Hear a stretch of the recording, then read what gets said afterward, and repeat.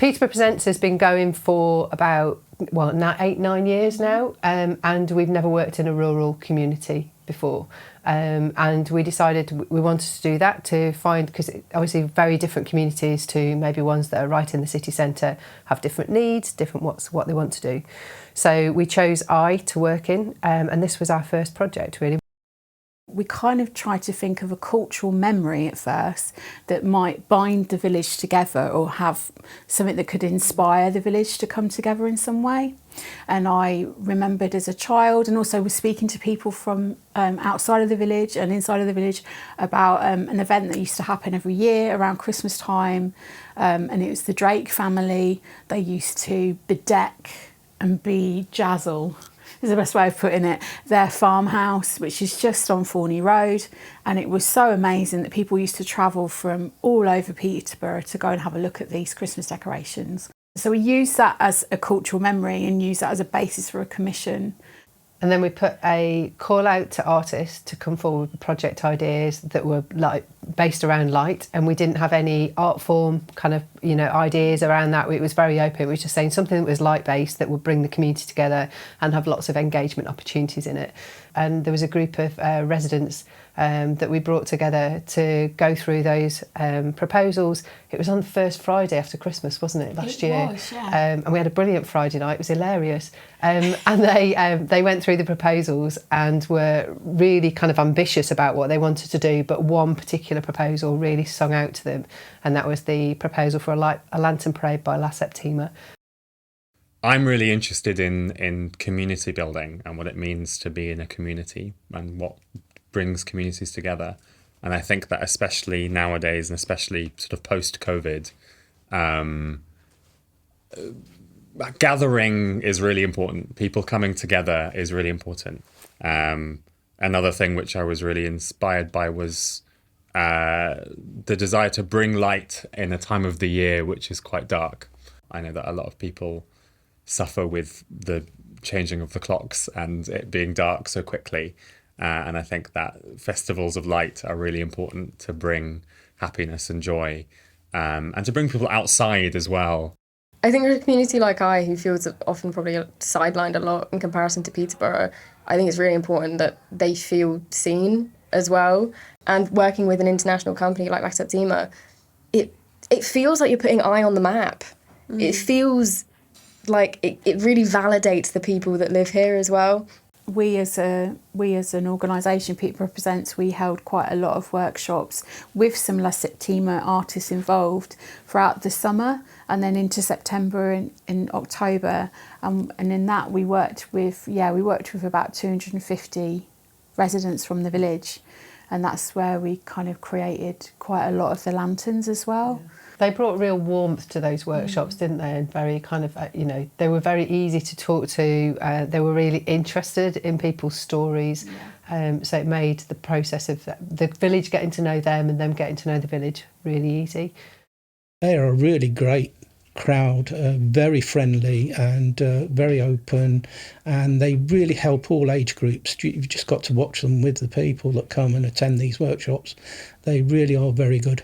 Coming to I was really astounded by the creativity that was already here. People immediately started constructing extraordinary lanterns. We had articulating fish mouths, goats' heads, sort of models of the brickworks. And it became clear quite quickly here that I think has a really rich and bizarre histories and local mythologies, The largest fish in the world was discovered here. There are stories about fish that eat dogs' legs in the nature reserve. There are stories about a man who won the lottery twice and kept it a secret. All of these incredible local myths, really, that really inspired us. So I think that every community provides different things and every parade will be different. No two parades will be the same. A project like this allows people to look at their own city or their own village with a new perspective, and it allows them to see the beauty that's already there. I think it's for that reason that that people coming from the outside is a really valuable thing as well, because we can come into a place like this and think, this is amazing. Look what's right in front of your eyes. Look how amazing this is. And come in with that enthusiasm and to share it, I think is really powerful.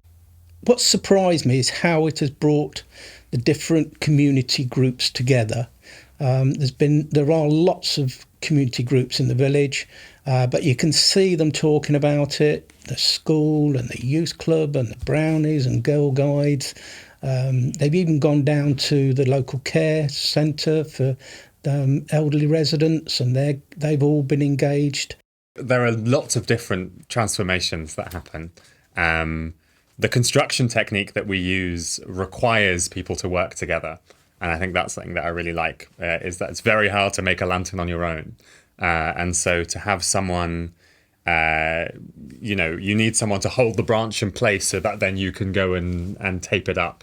And that forces people to come together.